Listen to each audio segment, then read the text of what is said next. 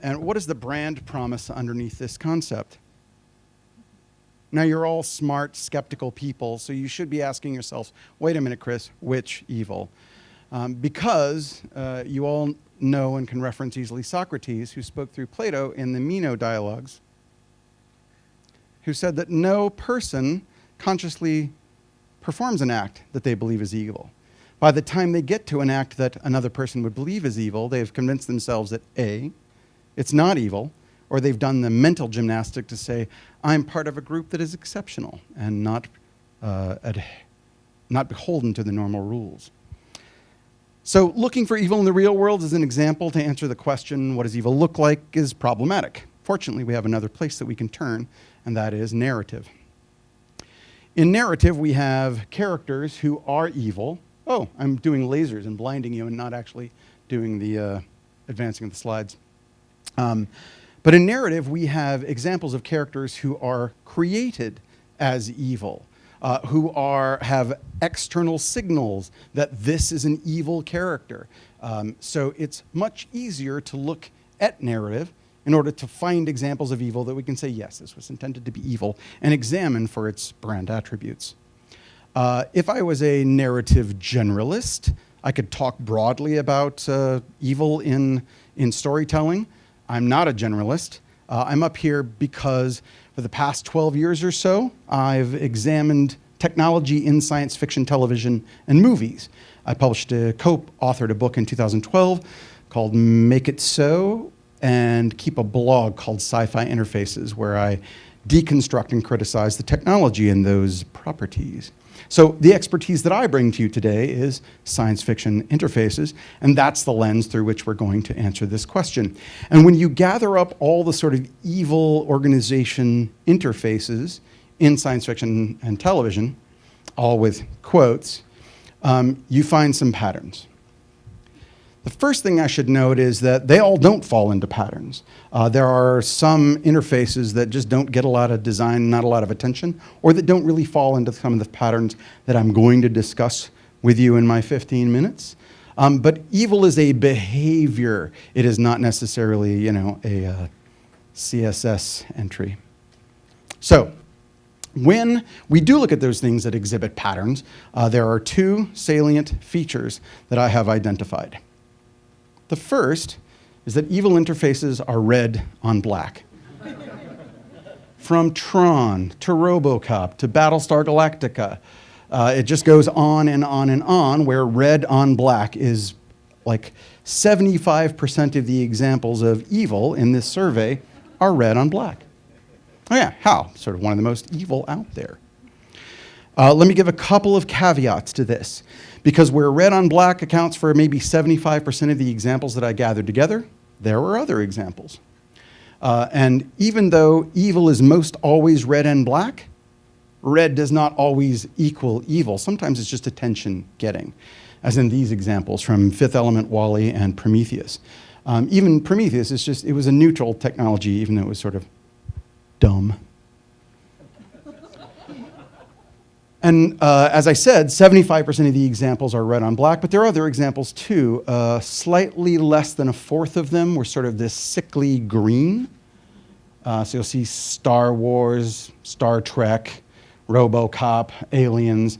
And that was a strong pattern, but not as strong as the red on black.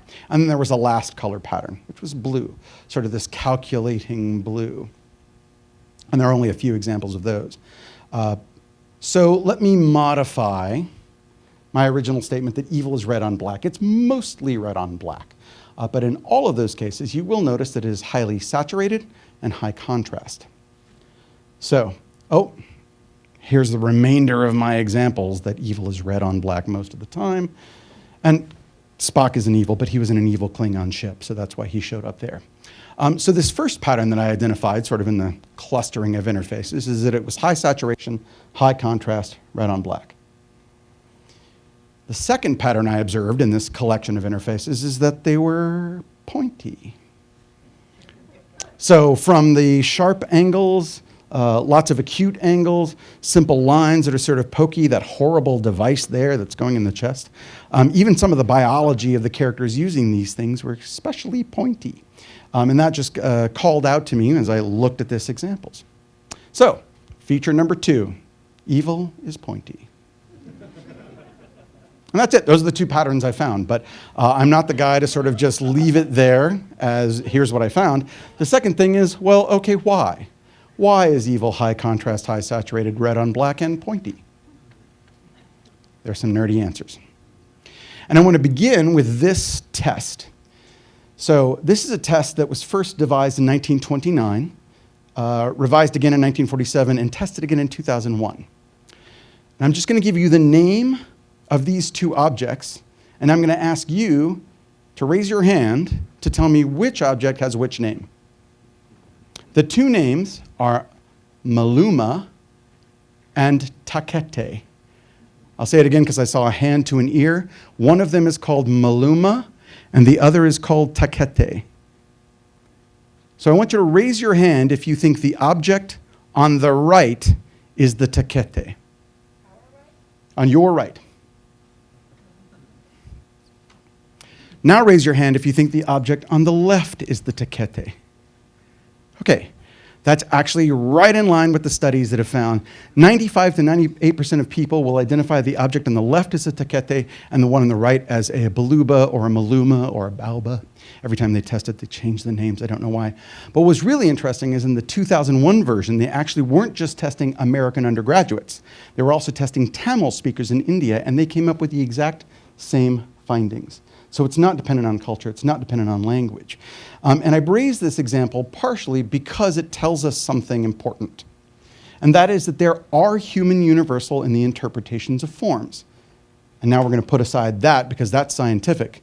But now we're going to go to Chris's conjecture in that I believe those universals come from nature. And if we look at nature for where are we going to find high contrast, high saturation patterns, takes us into evolutionary theory called aposematics. Aposematics is the tendency amongst dangerous and unsavory species to hold a bright, high contrast pattern. And the theory goes as this. If you are a delicious species, or one with a very low ability to defend yourself, if you evolved a pattern like this, you would suddenly be very apparent to predators.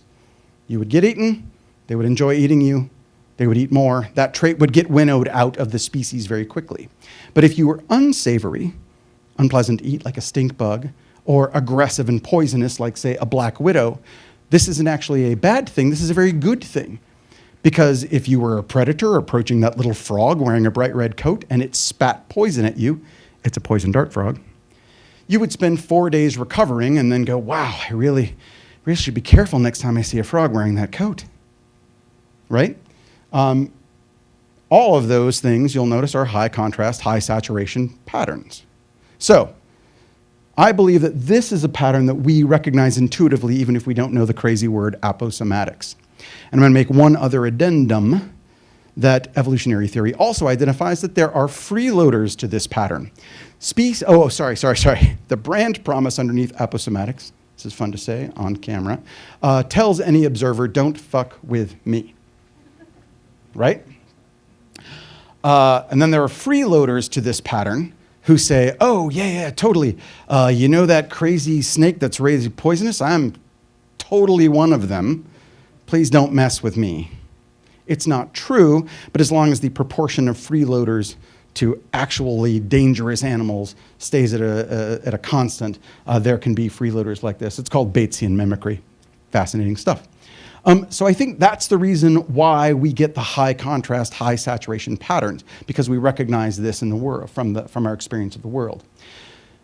Follow-up question was, okay, if we've got supersaturated wasps, why don't we see any yellow evil interfaces? And I have a theory, but here we're putting down science again and just going with Chris's gut. And that is that there are two things that we also associate with danger that is universal to humans. The first is blood. I know there are some people who get queasy looking at blood, so that's not real blood. That's cherry glazing. But also the concept of night, right? So blood is a strong signal for any human that has it, that if you see it, something's gone wrong. Some violence has probably occurred, if not menstruation, if not birthing. But for the most part, in our day-to-day experience, that might mean violence. So red is a big indicator. The second is nighttime. We are diurnal creatures. Did I say that right? Yes. We're optimized for life in the daytime, and anytime we're in a dark environment, it presents a threat to us. So I think that darkness and blood are the other cues that say, of the patterns that aposomatics gives us, red and black are the ones that resonate with humans the most. So that answers the question about why that part of evil. But the second part of evil is, well, okay, why pointy? And I think if high contrast, high saturation patterns are an associative threat, pointy is just a physical one, right? We know about thorns, we know about claws, we know about teeth. At the very least, it's going to cause pain, but at the very most, it might eat you and devour your liver. So I think it's really pretty easy to understand why these patterns from nature play out really easily in the depiction of evil in science fiction and narrative. Whew. Now, pretty close to the end of my time. I usually speak to designers and product managers when I speak on stage, so I can't help myself but finish with a two-part call to action if you are one of those jobs, which is, okay, what do we do with this information? What do we do with this pattern? And if your brand promise includes "don't fuck with me," you can camp on this pattern, right? You can use a high contrast, high saturation palette. You can even go with red and black. Or you could go with one of the lesser colors, but make sure it's pointy.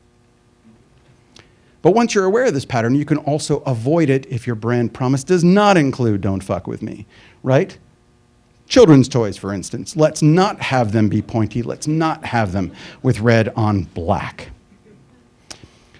That's the end of my time with you. If you're interested in this sort of nerdery, I do publish to Sci-Fi Interfaces about once a week with similar topics and a similar degree of dorkiness. Thank you so much.